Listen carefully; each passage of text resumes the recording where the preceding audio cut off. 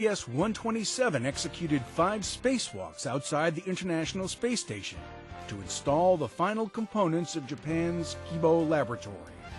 And with the help of Kibo's robotic arm, the mission's spacewalkers, Dave Wolf, Tom Marshburn, and Chris Cassidy, set up 3 experiments on one of Kibo's 2 new platforms.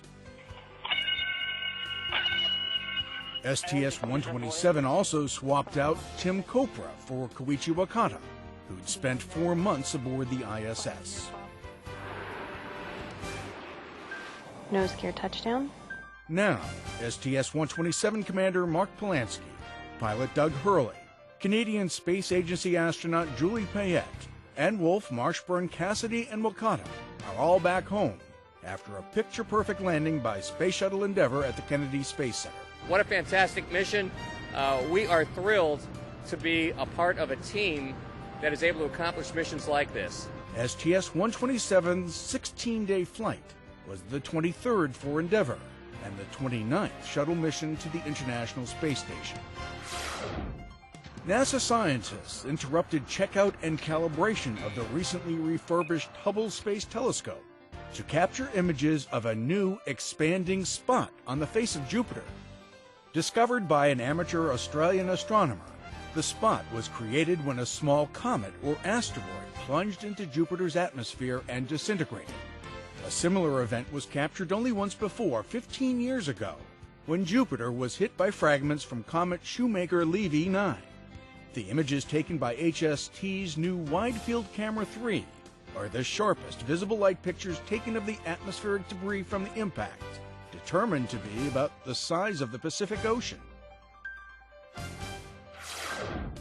The 7 astronauts who repaired and upgraded Hubble in May celebrated the successful servicing mission with the scientists who used the observatory to study the universe.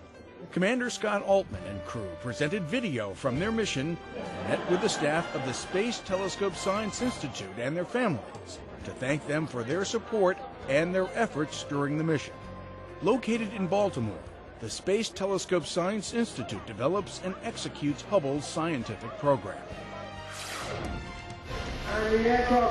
As they do each summer, thousands of flight enthusiasts crowded a small airfield in central Wisconsin for what's billed as the world's greatest aviation celebration.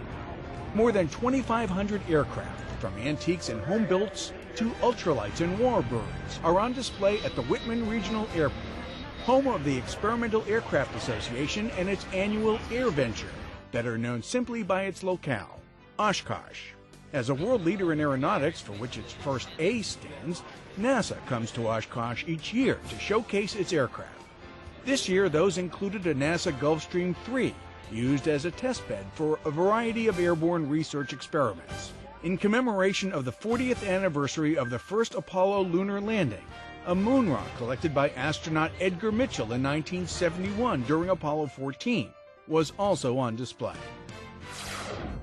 Expedition 18 Commander Mike Fink met with employees of the Glenn Research Center and shared highlights from his 6-month stay aboard the International Space Station. While at Glenn, Fink met with researchers and reviewed some of the Glenn-designed experiments he worked on during Expedition 18.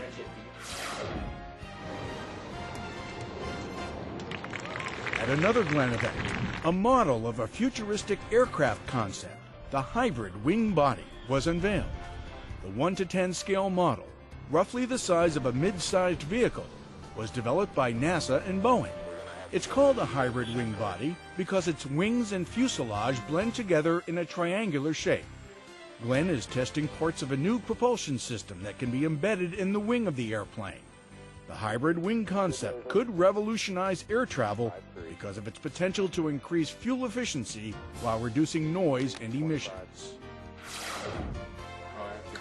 Students participating in NASA's summer internship program, INSPIRE, at the Dryden Flight Research Center, are learning firsthand about the start-to-finish process of flight testing experimental aircraft.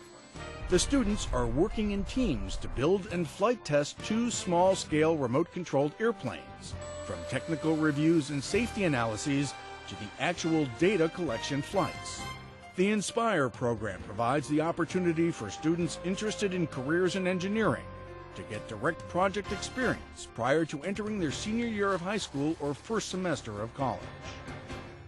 And that's This Week at NASA.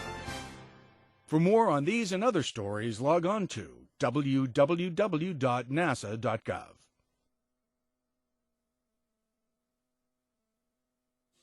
NASA is keeping an eye on Earth's atmosphere. Actually, it's keeping several eyes on the atmosphere. A whole group of satellites